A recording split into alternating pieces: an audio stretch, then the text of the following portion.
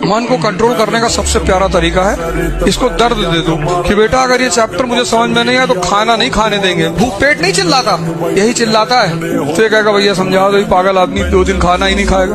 तुम्हारा मन तुम्हारे कब्जे में होना चाहिए। तुमको 4 बजे उठना है मतलब उठना है, 6 घंटे पढ़ना है मतलब पढ़ना है। ये सबसे बड़ी कमी है जो हम निराश हो जाते हैं। किसी भी स्थिति में निराशा नहीं आनी चाहिए यार।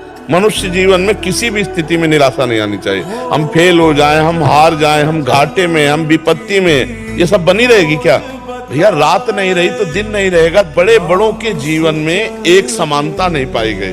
सुबह राज्याभिषेक हो रहा है भगवान श्री राम का, तैयारी बिल्कुल जोर की चल रही है। समय के निर्णय निकल गया, 14 बरस का बनवास। भगवान को, हम लोग इंसान है यार। कर्ण अर्जुन से युद्ध करने के लिए भगवान अर्जुन के सारथी थे, कर्ण के सल्व सारथी थे। ये युधिष्ठिर के मामा थे। दुर्योधन ने अपने पक्ष में कर लिया था, तो उनको भगवान ने केवल आज्ञा एक दी थी कि तुम कर्ण के उत्साह को नष्ट करते रहना।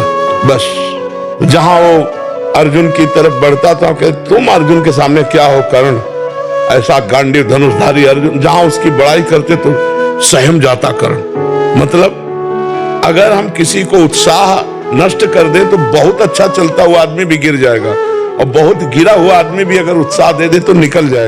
मानव का शरीर मांसाहार के लिए नहीं बना। तुलना कीजिए, बंदर शाकाहारी है, भेड़ बकरी शाकाहारी है, गाय गधा बैल घोड़ा शाकाहारी है। कैसे खाते हैं? चबाकर। पानी कैसे पीते हैं? मुंह लगाकर। पैदा होते हैं, आंख खुली होती है, आंख लंबी है, नाखून किसी के पहने नहीं है। मनुष्य का ढांचा देखो, पैदा होता है, आंख खुली है, चबाकर खाता है, आंख इसकी लंबी है और पानी मुंह लगाकर पीता है। चलिए मांसाहारी प्राणियों की ओर। बिल्ली, कुत्ता, शेर आदि। बिल्ली जुगाली करती नहीं मिलेगी, काटती अंदर डाल देती है। दांत पहने हैं, पैदा होती है, आंखें बंद होती हैं, पानी को जीवा से उठाकर पीते हैं। जो इंसान कोई कहे मैं मांसाहारी हूँ, ना तो उसके नाखून पहने हैं ना दांत पहने हैं। तो मेरा ये कहने का अभिप्राय है, मनुष्य को भगवान ने जन्म से शाकाहारी बनाया है।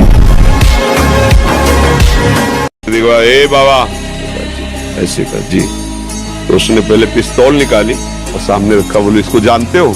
हम कहा इतना तो जानते हैं कि ऐसे गोली चलती है। फिर उसने करोली चाकू निकाली, सामने रखा, बोला इसको जानते हो? काम का तीसरा निकालने के पहले हम इसको दिखा दे।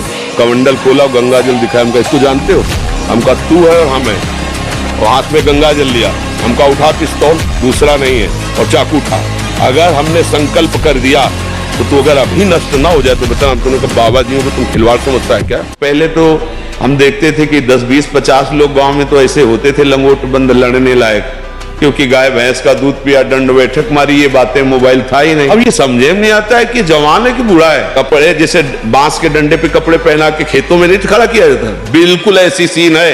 गाल चिपके हुए हैं, जांघों में मांस नहीं है, छाती में मांस नहीं है, और अपने को मतलब विश्वात्मा स्वरूप समझ रहे, अपने को अहंकार में बलवान समझ रहे, विद्वान समझ रहे, और अपना जीवन नष्ट कर रहे हैं।